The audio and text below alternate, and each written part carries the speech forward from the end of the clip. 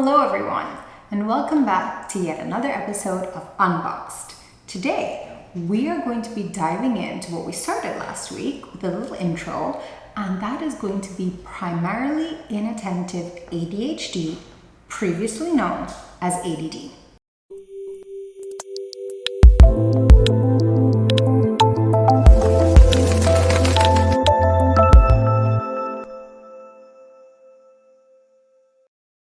So today, we are going to tackle this in two parts. We're going to look at ADD. I'll just use that term for now, but remember, it is now known as primarily inattentive ADHD. But just for the sake of keeping it very simple, I'm just going to use ADD so we can differentiate the two. So today, we are going to look at ADD in children and in adults. Let's keep in mind that most of the symptoms that we will be seeing in ADD revolve around poor working memory, inattention, distractibility, poor executive function, and things along that line. So let's get right into it. With children, ADD can come in many ways, and things that you have to look out for include things like your child not being able to complete a chore because they're missing steps, or they're forgetting what the instructions were, or they're doing things like breaking items because they're rushing or just not being careful enough. They're missing important information in school because they're easily distracted. If they're sitting at a window, they're constantly looking out, or they're trying to talk to a friend, or something else is going on that's getting their attention instead of what the teacher is saying in front.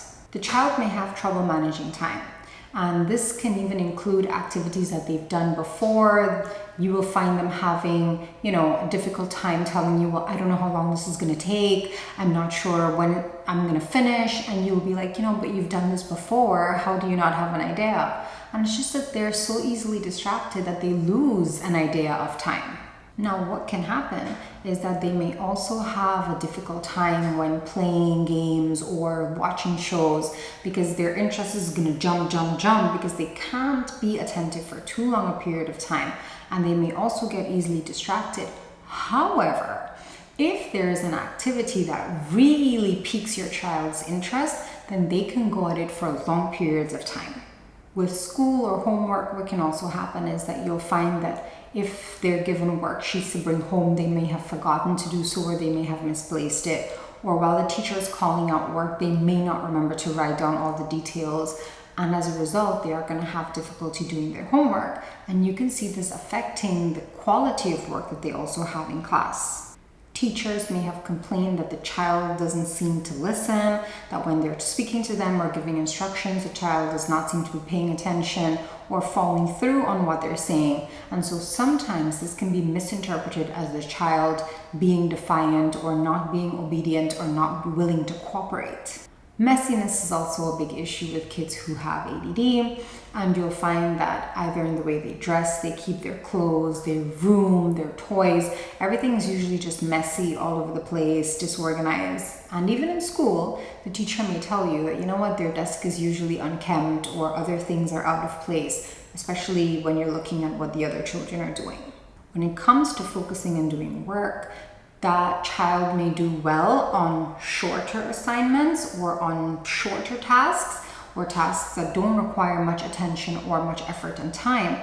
But when it comes to those that you have to sit and you really have to pay attention and focus, they may have more difficulty doing that because they're easily distracted. With that being said, the child usually has to be, called several times. Hey, focus on this. Hey, pay attention.